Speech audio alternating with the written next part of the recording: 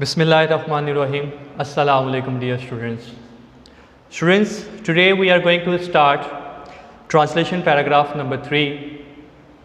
इसका पैटर्न वही होगा, सबसे पहले मैं उर्दू ट्रांसलेशन पढ़ूंगा और फिर उसके बाद इसको इंग्लिश में ट्रांसलेट किया जाएगा। एक दफ़ा का जिक्र है कि गीदड़ एक दरिया के किनारे रहता था।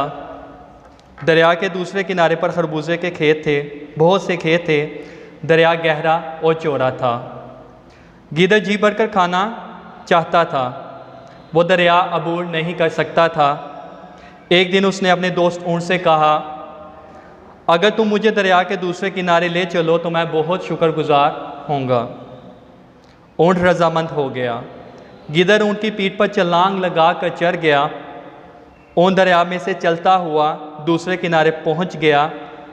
गीदड़ खरबूजों के खेत में घुस गया और मज़े से खरबूजे खाने लगा।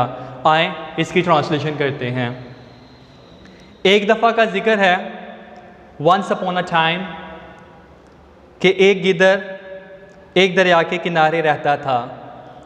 अ jackal lived near the bank of a river. दरिया के दूसरे किनारे पर खरबूजे के खेत थे। There were many fields of melons on the other side of the river. दरिया गहरा और चौड़ा था। The river was deep and wide. गीदड़ जी भरकर खाना चाहता था। The jackal wanted to eat his fill. वो दरिया अबूर नहीं कर सकता था। He could not cross the river. एक दिन उसने अपने दोस्त ऊँट से कहा, One day he said to his friend a camel, अगर तुम मुझे दरिया के दूसरे किनारे ले चलो तो मैं बहुत शुक्रगुजार होऊंगा।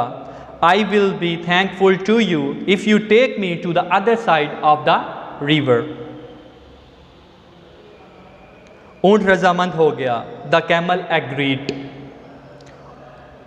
गीदड़ ऊँट की पीठ पर छलांग लगाकर चढ़ गया। The jackal jumped onto the back of the camel. The jackal jumped onto the back of the camel. ऊँट दरिया में से चलता हुआ दूसरे किनारे पहुंच गया। The camel waded across the river and reached the other bank. गीदड़ खरबूजों के खेत में घुस गया। The jackal went into the fields of the melons और मज़े से खरबूजे खाने लगा। And began to eat melons with relish. बच्चों, ये आपका पैराग्राफ नंबर 3 था। ये सारे का सारा पास्ट टेंस में लिखा गया है। आपने ये देखा कि जिधर भी गुज़रे हुए ज़माने की बात की जाती है, हम वर्ब की सेकंड फॉर्म, जिसे पास्ट फॉर्म कहा जाता है, हम वो लगा देते हैं। उम्मीद करता हूँ कि आप इसको नोट बुक पर नोट कर लेंगे और इसकी प्रैक्टिस भी करेंगे। Thank you.